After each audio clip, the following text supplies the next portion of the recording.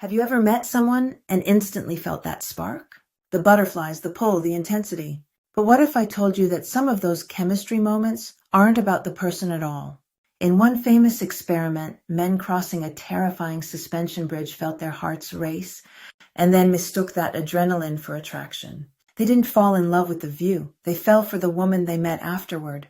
This is the love bridge experiment, and its lesson might change the way you understand your past relationships and the ones you choose next.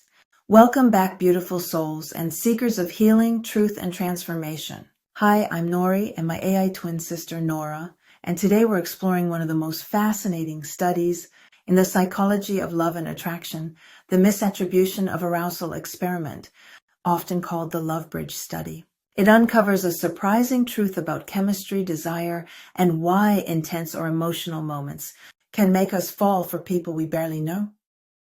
The experiment setup. In 1974, psychologists Dutton and Aaron set out to answer a deceptively simple question. Are we truly accurate about what or who we're attracted to, or does our body sometimes trick us? To find out, they designed a study in Vancouver, Canada, using two very different bridges. Bridge 1 became legendary, the Fear Bridge, a long swaying suspension bridge stretching high above a rocky canyon, so narrow that two people could barely pass each other, so unstable that every step made it tremble. Just crossing it was enough to spike anyone's adrenaline, elevated heart rate, shaky hands, a rush of fear. And that physiological intensity was exactly what the researchers were interested in. The Safe Bridge. The second bridge in the study was the complete opposite. Bridge 2, the Safe Bridge, a simple, sturdy wooden walkway close to the ground, quiet, predictable, and steady. No danger, no adrenaline, no racing heartbeat, just an ordinary bridge on an ordinary day. And on each bridge, the terrifying one and the calm one, an attractive female researcher approached male participants. She asked them to complete a short questionnaire, thanking them politely. Then she handed each man a slip of paper with her number and said, "If you have any questions, feel free to call me." That small moment was actually the heart of the experiment. Would the men call her later? And more importantly, how would they interpret the feelings inside their bodies? Were those feelings attraction or just adrenaline wearing a disguise? Here's where the experiment gets fascinating. Result number 1. Men on the scary bridge called more, a lot more. The participants who crossed the shaky, high-altitude fear bridge were dramatically more likely to reach out to the woman afterward. They didn't just think about calling, they actually did. Compared to the calm, safe bridge, the difference was unmistakable.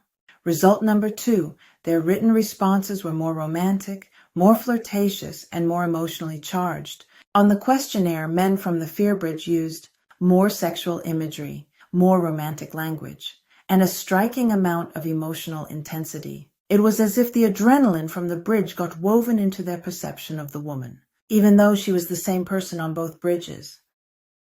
Why this happened? So why did the men on the fear bridge feel more attracted? Because their bodies were already in overdrive. Their hearts were pounding, their hands were shaky, their adrenaline was surging. But here's the key, they didn't realize why their hearts were racing. So the brain did what the brain always does. It tried to make sense of the sensation, and it guessed, oh, this feeling must be attraction. This is the misattribution of arousal, when your nervous system is activated by fear, danger, excitement, or any intense emotion, and your mind mistakenly assigns those sensations to the person standing in front of you. It's not destiny, it's not fate, it's not even love. It's physiology wearing the mask of romance. When you're standing on a scary, unstable bridge, your brain flips into survival mode. It releases a cocktail of powerful chemicals, adrenaline pumping your heart faster, cortisol sharpening your stress response, dopamine heightening motivation and anticipation, norepinephrine boosting alertness and focus. Together, these chemicals create a very specific physical state. Your heartbeat accelerates, your palms get sweaty, your breath becomes quick and shallow, your senses sharpen, your attention locks onto whatever or whoever is nearby, and your body prepares for danger, even if the real threat is only the height beneath you. This intense physiological state is the perfect setup for misinterpreting excitement as attraction. The trick of the nervous system. Here's the real trick your body plays on you. The physical symptoms of fear look almost identical to the symptoms of attraction. a racing heart, a flutter in your chest, heightened focus, feeling suddenly awake and alive. Your brain doesn't always know the difference, so your emotional system starts searching for a story. Why is my heart beating so fast? Why does everything feel intense? Why do I feel so alive right now? And if an attractive person happens to be standing nearby, smiling, talking, handing you a clipboard, your brain makes a snap judgment. Oh, this feeling must be because of them. Not the bridge, not the danger, not the adrenaline. Just them. It's a beautiful illusion and a very human one. This experiment doesn't just explain a moment on a bridge, it explains so many modern relationship patterns. 1. Why trauma bonds feel like love. High-intensity relationships, the breakups, the makeups, the conflict, the emotional whiplash, all create adrenaline loops. Your body stays activated, and the brain mistakes that chaos for connection. It feels powerful, even when it's unhealthy. 2. Why rebound relationships feel intense. After a breakup, your system is flooded with stress, fear, and loneliness. So when the next person shows you attention, your brain may confuse emotional distress with attraction or chemistry. It's not romance, it's relief being misinterpreted. 3. Why vacation romances feel magical. New places, new smells, new scenery. Your nervous system is already heightened, and all that sensory intensity, your brain gives the credit to the person beside you. The hidden patterns of intensity.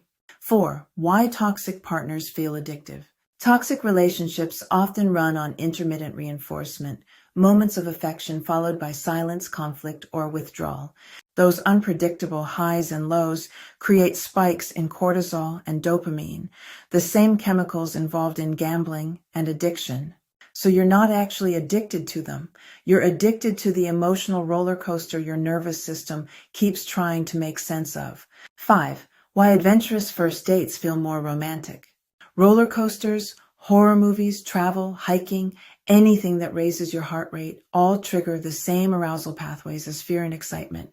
And when your body is activated like that, your brain often gives the credit to the person beside you. So the other person becomes associated with excitement, pleasure, and intensity, even if the feelings came from the experience, not the connection itself.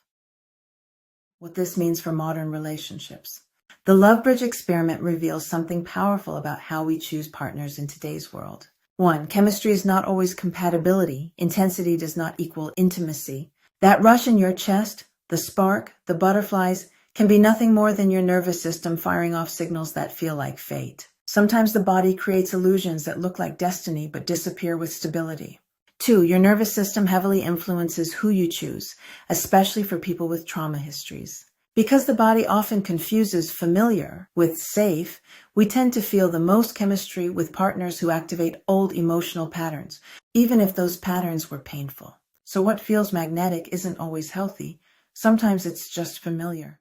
3. Calm people can seem boring when your body is used to intensity. If you grew up with chaos, unpredictability, or emotional highs and lows, your nervous system learned to associate activation with love.